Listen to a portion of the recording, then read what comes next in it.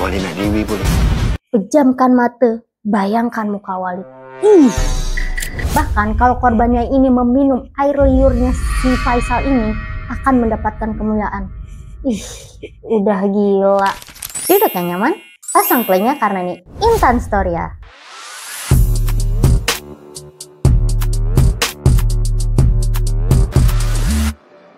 Jangan lupa subscribe ya. Halo warga Story, makasih udah klik video ini. Kalian udah nonton serial yang kemarin sempat viral belum? Kalau belum, aku akan mengajak kalian masuk ke cerita yang lagi rame banget diperbincangkan. Judulnya adalah Bid'ah, sebuah film yang viral banget, bukan hanya di Malaysia, tetapi juga di Indonesia. Karena kontroversinya dan juga banyak yang bilang kalau ini tuh semacam sekte sesat. Tapi tunggu dulu, ini bukan cuma sekedar film biasa. Setelah serial ini viral, ternyata kejadian seperti di film ini ada di dunia nyata.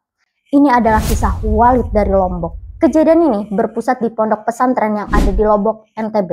Setelah menonton serial Walid ini, beberapa mantan santriwati merasa kisah di film ini tuh sama banget kayak pengalaman yang mereka alami. Dan akhirnya mereka pun memberanikan diri untuk melaporkan kepada pihak polisi.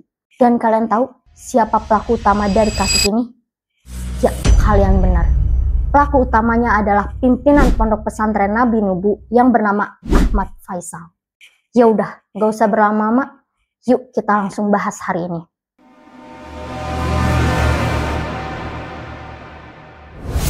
Warga Story, kita mulai dulu dari kisah bid'ah yang menjadi pemantik viralnya berita ini. Serial asal Malaysia ini dirilis pada tanggal 6 Maret tahun 2025 di platform Viu. Cerita ini berfokus pada sosok Walid Muhammad, pemimpin karismatik sebuah sekte fiktif yang bernama Jihad Ummah. Nah, tokoh Walid ini diperankan dengan sangat apik oleh aktor yang bernama Faizal Hussein. Sosok Walid ini digambarkan sebagai figur keagamaan yang disegani, tapi ternyata manipulatif, dan dia juga menggunakan ajaran agama untuk kepentingan pribadi. Berapa adegan kontroversi di film ini antara lain, yang pertama meminum air bekas rendaman kaki Walid. Salah satu adegan yang paling mengejutkan di film ini adalah ketika saat para jamaah ini meminum air bekasan rendaman kaki Walid. Apa ini bu? Cium kaki, minum air kaki, semuanya apa ni bu? Dosa besar bu. Diamlah. Kok cewek? Tindakan ini dilakukan atas keyakinan mereka akan mendapatkan keberkahan dari sang guru. Dan adegan ini pun menuai banyak kritik karena dianggap menyimpang dari ajaran agama Islam dan memicu kemarahan orang-orang di sosial media, terutama di TikTok. Yang kedua adalah pelecehan terselubung yang dilakukan oleh Walid terhadap remaja putri. Serial ini juga menampilkan adegan di mana Walid melakukan grooming terhadap jemaah remaja putri.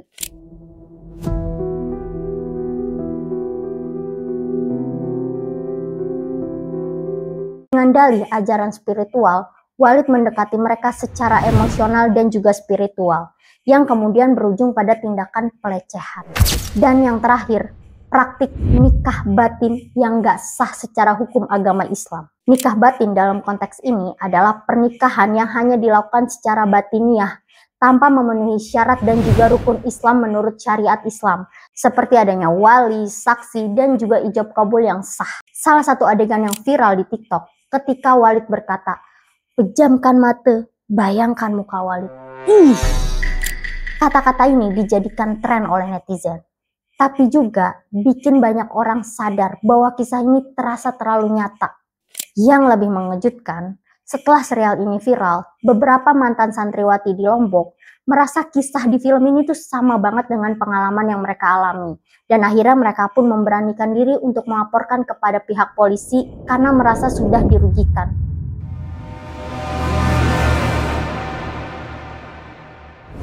Namanya adalah Ahmad Faisal dan dia adalah pimpinan Ponpes Nabi Nubu yang ada di Lombok Barat.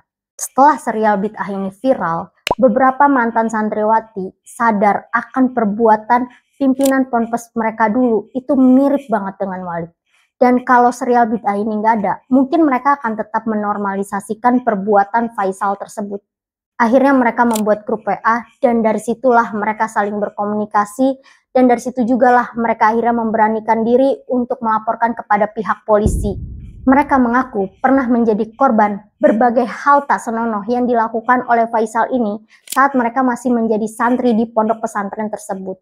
Dan aksi bejatnya ini dilakukan pada tahun 2016 sampai 2023 saat usia mereka masih remaja. Ada yang masih SMP dan juga ada yang sudah SMA. Yang bikin cerita ini makin menyeramkan adalah cara Faisal melakukan aksinya. Menurut pengakuan korban, Faisal ini merayu dengan dia bilang bisa mensucikan rahim para korbannya. Dan aksinya ini dilakukan pada malam hari dan juga di suatu ruangan. Dan Faisal ini juga mengiming-imingi bahwa korbannya akan melahirkan seorang anak yang nantinya akan menjadi seorang wali. Terus dia juga bakalan dapat pasangan dan juga anak yang baik kalau mau melayani hawa nafsunya Faisal. Bahkan kalau korbannya ini meminum air liurnya si Faisal ini akan mendapatkan kemuliaan. Ih, udah gila. Faisal juga mengaku-ngaku sebagai wali Allah. Dan dia bilang kepada santriwatinya ini kalau mereka menurut maka akan mendapatkan berkah. Dan dia juga menggunakan ajaran agama untuk ngerayu korbannya. Seolah-olah yang dilakukannya itu adalah suci.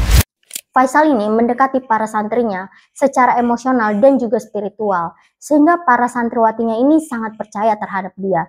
Dan Faisal ini juga sangat dihormati dan dianggap guru.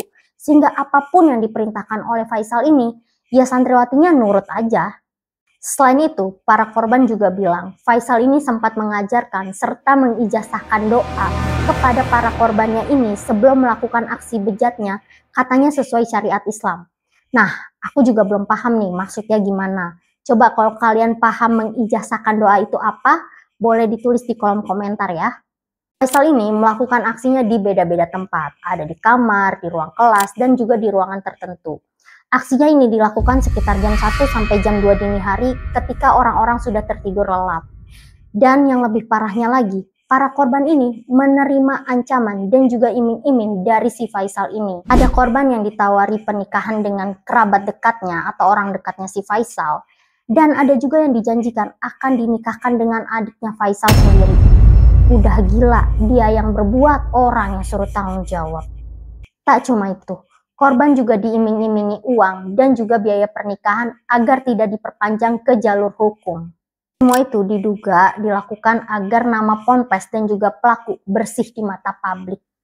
Karena adanya ancaman tersebut, akhirnya para korban ini melaporkan kepada LPSK, Lembaga Perlindungan Saksi dan Korban, karena mereka merasa khawatir dengan keselamatan dirinya.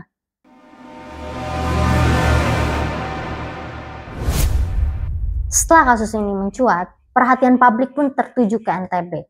Dan Gubernur NTB pun ikut bersuara. Beliau mendukung proses hukum dan meminta semua pihak untuk serius dalam menangani kasus ini. Dan beliau pun juga berpesan untuk dihukum seberat-beratnya agar kasus ini tidak terulang di kemudian hari. Tak hanya itu, LPA pun ikut turun tangan. Mereka menerima laporan total dari 13 korban yang resmi melapor. Dan menurut pengakuan Faisal, dia mengakui kalau dia bersalah. Tapi anehnya, dia bilang dia lupa berapa jumlah korbannya.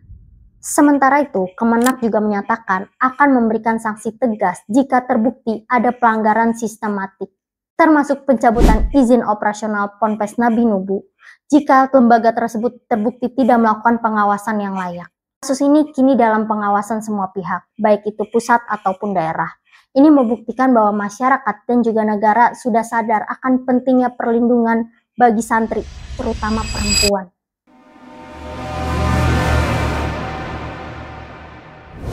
Warga Storia, serial bid'ah bukan hanya fiksi kosong. Ini representasi dari kisah nyata yang masih sering terjadi di banyak tempat. Dan yang paling menyedihkan, pelakunya kadang orang yang seharusnya menjadi panutan. Kita sebagai masyarakat harus lebih berhati-hati. Dan juga untuk para orang tua yang menitipkan anaknya di pondok pesantren, harus lebih peka dan juga lebih perhatian terhadap anaknya.